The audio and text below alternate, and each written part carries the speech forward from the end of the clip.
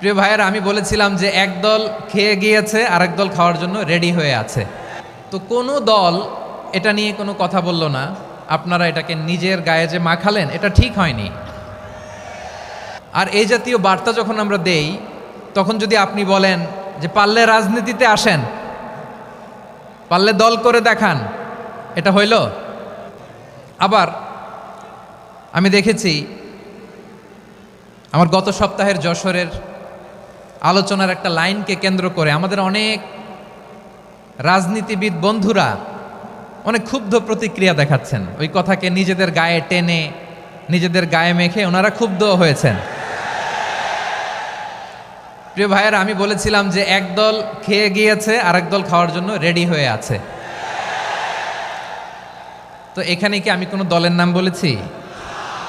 বাংলাদেশে ৪৮টা প্রায় নিবন্ধিত রাজনৈতিক দল, কোনো দলের নাম আমি বলিনি। কথাটাকে আমি জেনারেল রেখেছি।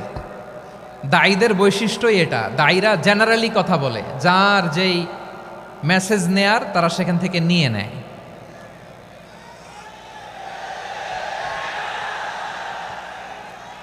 তো কোনো দল এটা নিয়ে কোনো কথা বলল না। আপনারা এটাকে নিজের গায়ে যে মাখালেন, এটা ঠিক হয়নি। আমি বলবো যে এটা খুবই অনভিপ্রেত হয়েছে।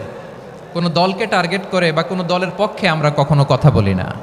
আমরা কোরআনের পক্ষে কথা বলি, ইসলামের পক্ষে কথা বলি, ঠিক কিনা বলেন?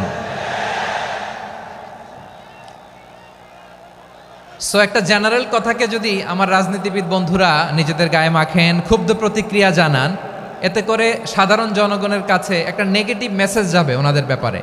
এটা হোক আমরা চাই না। এদেশের যত এই যে আমার ভাইয়েরা, এই যে, তো আমার প্রিয় রাজনীতিবিদ বন্ধুদের আমি বলবো, কথাটা ছিল ভেরি জেনারেল, এটা নিজেদের গায়ে মাখানোর কোনো দরকার নাই। আমরা এই যে এক্সিস্টিং যে রাজনৈতিক চর্চা, এটা থেকে আমরা বেরিয়ে আসতে চাই। আমরা চাই না এদেশে চাঁদাবাজি, দখলবাজি থাক, ঠিক কিনা বলেন? এদেশে কোনো দুর্নীতি থাক, টেন্ডারবাজি থাক, এগুলো আমরা চাই। আই হেট পলিটিক্স একটা জেনারেশন আছে, এই বেশিরভাগ জেনজি অফ সিলেট, এরা আই হেট পলিটিক্স জেনারেশন। এরা পলিটিক্সকে পছন্দ করে না। তো কেন করে না, এর দায়ভার আমাদের আছে না নাই? আছে। এবং আমরা দেখেছি ক্ষমতার পালাবদল যখন হয়, এক সরকার যায় আরেক সরকার আসে, তখন দুর্নীতির ফিরিস্তি আমরা জানতে পারি, এর আগে জানতে পারি না। প্রতিটা দলের ভেতরেই আমরা এই বাজে চর্চাটা দেখেছি। সো এখন আমাদেরকে শুধরে নেওয়ার সময় এসেছে। এটা এই সুন্দর সময়, নতুন প্রভাতের বাংলাদেশ, নতুন ভোরের বাংলাদেশ, এই সময় আমরা কাদা ছোড়াছুরি যেন না করি। আমাদের শপথ নেওয়ার সময় এসেছে। প্রতিটি দল, নিবন্ধিত ৪৮টি, সবগুলো দলের এখন শপথ নেওয়া উচিত যে আমরা কোনোদিন আর চাঁদাবাজি করব না, টেন্ডারবাজি করব না, দখলবাজি করব না। আমরা সবসময় দেশের পক্ষে থাকব, সবসময় দেশের পক্ষে থাকব। সেই কথাগুলো ছিল ভেরি জেনারেল। যে কথাগুলো আমরা জেনারেলি বলি, এগুলো জেনারেলি আপনারা নেবেন। আমার রাজনীতিবিদ বন্ধুদের কাছে এটাই আমার কামনা।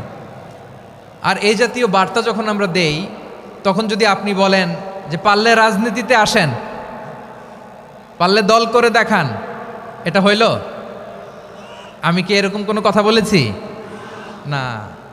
আমি একজন মুফাসসিরে কোরআন, আমি একজন আলেম, এর বাইরেও আমার সবচেয়ে বড় পরিচয় আম আ সিটিজেন অফ বাংলাদেশ। আমি বাংলাদেশের একজন সাধারণ নাগরিক। আমার দেশের যে কোনো সমস্যা, যে কোনো ইনকনসিস্টেন্সি, অসঙ্গতি নিয়ে মত প্রকাশের স্বাধীনতা আমার আছে না নাই? আপনারাই তো বাক স্বাধীনতার কথা বলেন, ফ্রিডম অফ স্পিচের কথা বলেন, বাক স্বাধীনতার কথা বলেন। সো আপনারাই যদি আবার কোনো মন্তব্যের কারণে বলেন যে রাজনীতির মাঠে আসেন, দল করেন, দেখি কতটুকু পারেন, এটা ঠিক হবে না।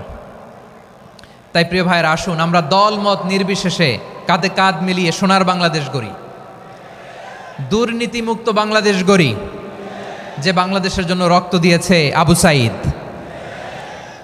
যে নতুন ভোরের বাংলাদেশের জন্য রক্ত দিয়েছে মুগ্ধরা, যে নতুন বাংলাদেশের জন্য রক্ত ঝরিয়েছে ২৪-এর যে গণ অভ্যুত্থানের প্রত্যেকটি শহীদের আওয়াজ করে বলেন ঠিক কিনা? আল্লাহ তাআলা আমার দেশকে তুমি নিরাপদ করো।